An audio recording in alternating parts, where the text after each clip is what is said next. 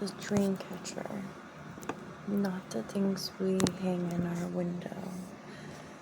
Those awful summer camp craft projects we make up of sticks and ropes and feathers and such. No.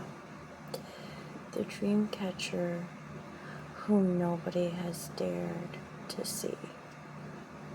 Imagine or come to understand, to call it a person would be an insult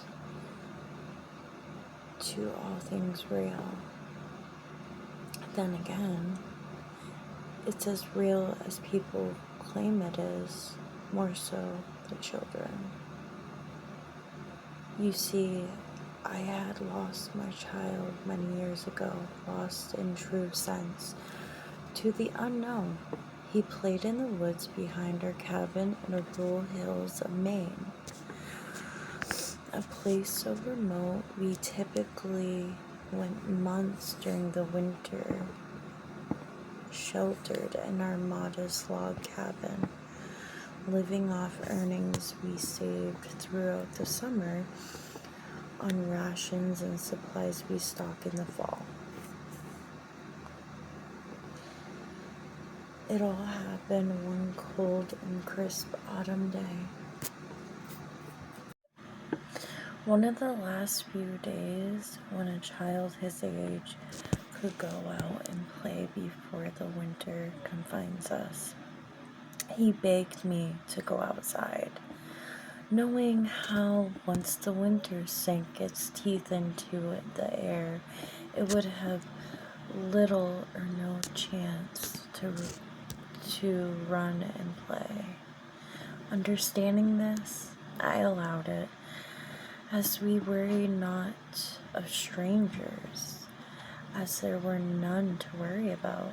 I was preparing some food we would need to preserve for their upcoming solitude as we exited the house for the last time. After about an hour or so, I failed to hear the distant sounds of childlike imagination being brought to life through the sticks, swords, and tree monsters. I looked out the window and saw nothing. My son, no stranger to wandering off, prompted me to grab my coat and go in search. After about 5 minutes of calling his name, Charlie, Charlie, Charlie, I began to panic. 3 weeks later, 5 police searches and 2 helicopter flyovers later, the storm hit. Charlie was lost, and all efforts to search for him were called off.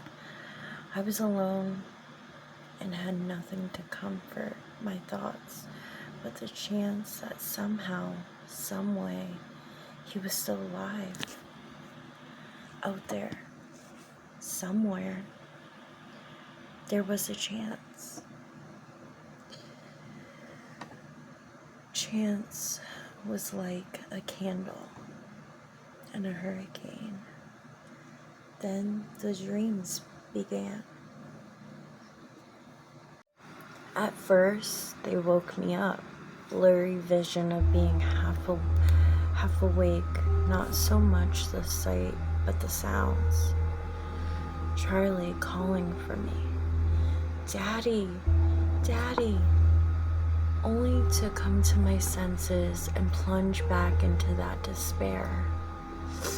More than once I thought of ending it all, but that candle, that effing candle, would not go out.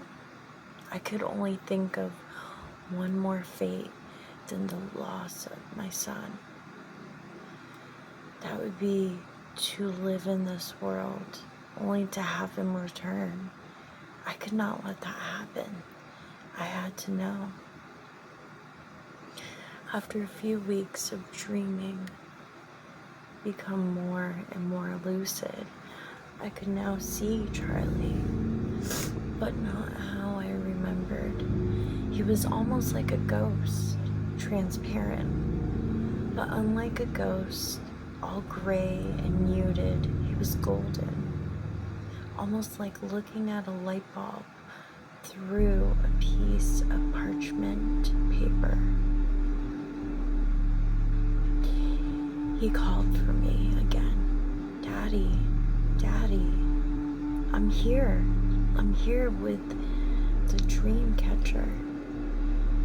I now had a new tormentor, my own mind. It was now March, and the weather finally broke. An entire winter of merciless wind and snow had finally ended. Piled high, well above the edge of the roof, was a reminder of the worst winter anyone can recall. I needed to get out.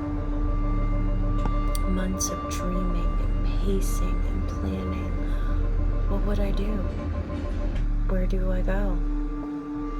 Nobody to calm my already shaken nerves. Nothing to keep me grounded. Was I mad?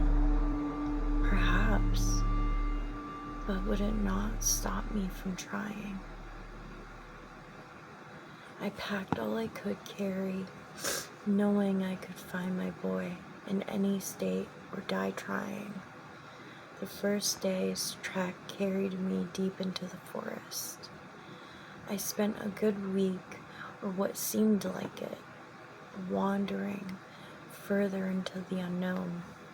I had no sense of direction or care for it anyway. After all, I was searching for something that had no location. Each gust of wind brought me into a new direction. I thought I could hear a faint whisper of, Daddy, I'm here. Daddy, I'm here. Was it real? Or was it just a cruel residue of my dreams? At this point, I cared not. I had nothing left to lose. And then I saw it.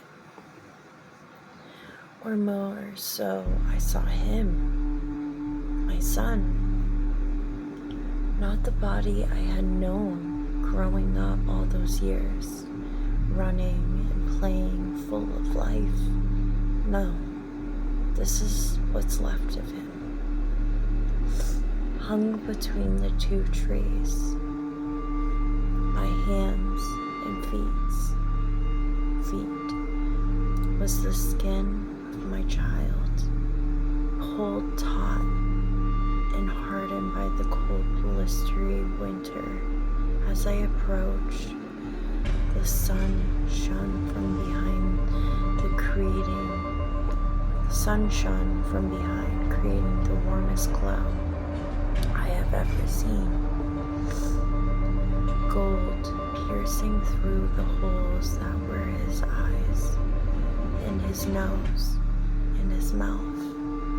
I stumbled, devoided of all energy to face him, as I wept, knowing he was gone, and in the cruelest way, a gentle breeze blew from the direction of the sun behind him. His hide softened and bowed to the breeze, filling his empty shell with form. The wind whispered through his mouth, Daddy, I'm here. I'm with the Dreamcatcher. And that's the end of the story. I hope you guys enjoyed it. I'll be reading more scary stories very soon.